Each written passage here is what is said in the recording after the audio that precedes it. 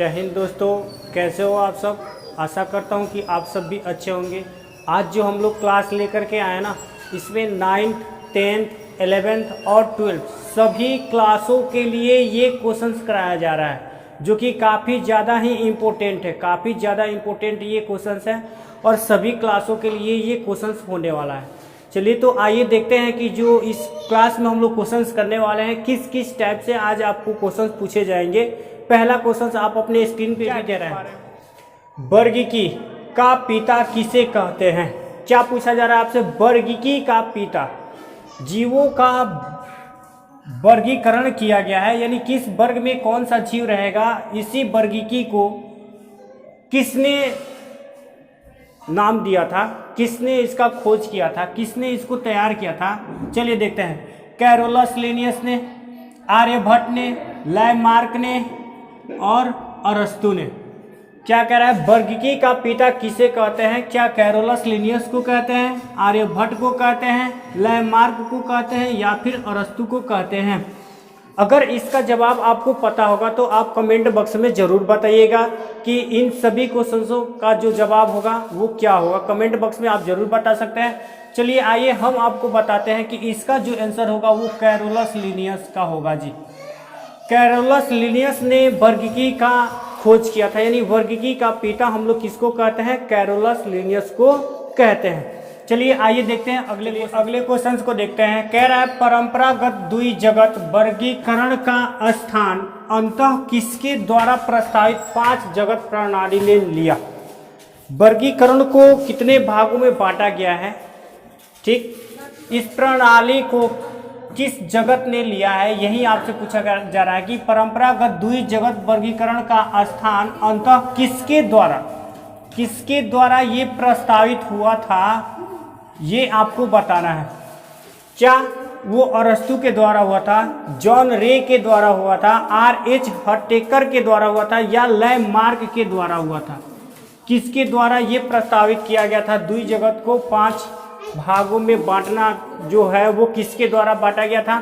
तो हम आपको बता देना चाहते हैं कि ये R.H. हटेकर के द्वारा किया गया था, जो कि ऑप्शन सी में आप देख पा रहे हैं। किसके द्वारा, R.H. हटेकर ने इसको प्रस्तावित किया था। चलिए अगले क्वेश्चन आइए देखते हैं कि 3 नंबर क्वेश्चन में आपको क्या मिल रहा है। कह रहा है कि समस्त जीवों को कितने जगत में वर्गीकृत किया गया है। इस पृथ्वी पे जितने भी जीव हैं उन सभी जीवों को हम लोग कितने भागों में बांटे, या वैज्ञानिकों ने कितने भागों में इसको बांटे हैं, कितने भागों में वर्गीकृत किए हैं, ये आपको बताना है। क्या वो 2 भाग हैं, क्या वो 3 भाग है, या फिर 4 भाग है, या फिर 5 भाग है, यानी जीवों को कितने भागों में वर्गीकृत किया गया है। कमेंट बॉक्स में आप लोग जरूर बताइएगा कि इसका आंसर क्या होगा। चलिए फिलहाल हम बता देते हैं कि इसका जो आंसर होगा वो 5 होगा। 5 जगत में इसको बांटा गया है।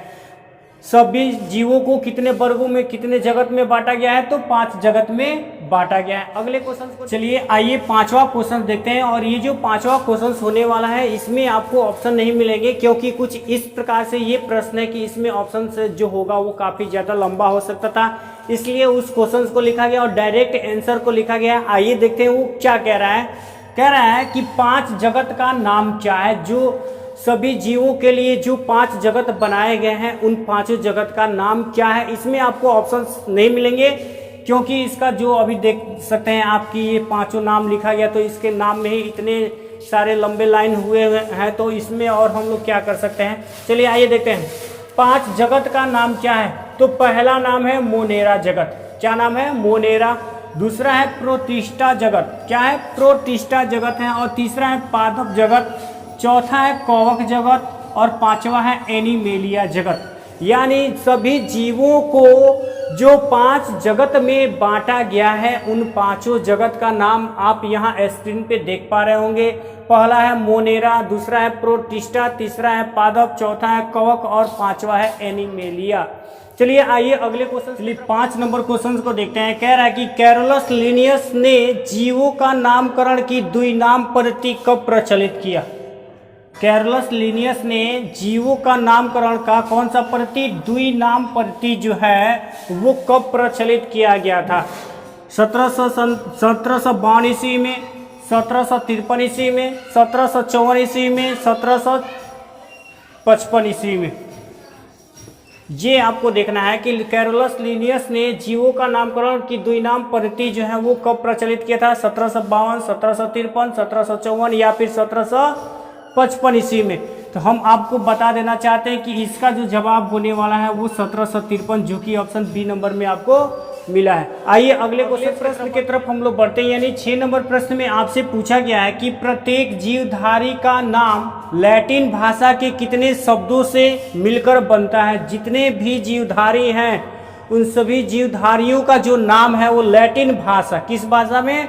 लैटिन भाषा में कितने शब्दों से मिल करके वो बनता है? क्या वो एक शब्द से मिल करके बनता है, या फिर 2 से, या फिर 3 से, या फिर 4 शब्द से? यानी किसी भी जीवधारी का जो नामकरण हम लोग करते हैं वो लैटिन भाषा के कितने शब्दों से मिल करके वो बना होता है, ये आपको बताना है। और इसका जो सही जवाब होगा वो क्या होगा? बी नंबर, यानी 2 शब्दों से मिल करके बना होता है। वो क्या क्या होता है, आइए हम लोग अगले क्वेश्चंस में हम लोग करेंगे और देखेंगे कि वो क्या। 7 नंबर क्वेश्चंस में आपसे पूछा गया है कि प्रत्येक जीवधारी का नाम लैटिन भाषा की 2 शब्द से मिल करके बनता है। अभी इसके पहले वाले क्वेश्चंस में भी हम लोग यही जानकारी लिए हैं कि किसी भी जीवधारी का नाम 2 लैटिन शब्दों से मिल करके बना होता है। तो वही बात इसमें भी करें कि प्रत्येक जीवधारी का नाम लैटिन भाषा के 2 शब्द से मिल करके बनता है। वह 2 शब्द जो है वो कौन कौन से हैं? इस क्वेश्चन में भी आपको ऑप्शन नहीं मिलेंगे, डायरेक्ट आपको आंसर बताया जाएगा।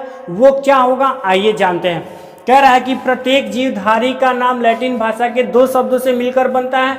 वह 2 शब्द कौन कौन से हैं? तो पहला होता है वंश नाम। क्या होता है जी? वंश नाम। और दूसरा होता है जाति नाम। क्या होता है? वंश नाम पहला, और दूसरा होता है जाति नाम। जैसे मानव का क्या होता है? होमो सैपियंस होता है। मानव का जो वैज्ञानिक नाम होता है वो क्या होता है? Homo sapiens. तो जो होमो है वो क्या है? वंश का नाम है। मानव का होमो सैपियंस होता है। मानव का वैज्ञानिक नाम जो होता है वो क्या होता है? होमो सैपियंस होता है। Homo sapiens. तो इसमें होमो जो है वो वंश का नाम है। होमो जो है वो क्या है? वंश का नाम है।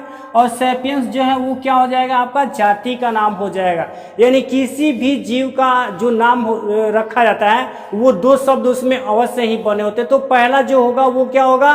वंश का नाम होगा, और दूसरा जो होगा वो क्या होगा? जाति का नाम होगा। ये ध्यान में रखना होता है। चलिए आइए 8वें क्वेश्चन की तरफ बढ़ते हैं। देखते हैं कि 8वें नंबर में क्वेश्चन आपको क्या मिला हुआ है जो पिछले क्वेश्चन से संबंधित है। मानव का वैज्ञानिक नाम क्या है? इससे पहले वाले क्वेश्चन में भी हम लोग इसके बारे में चर्चा की।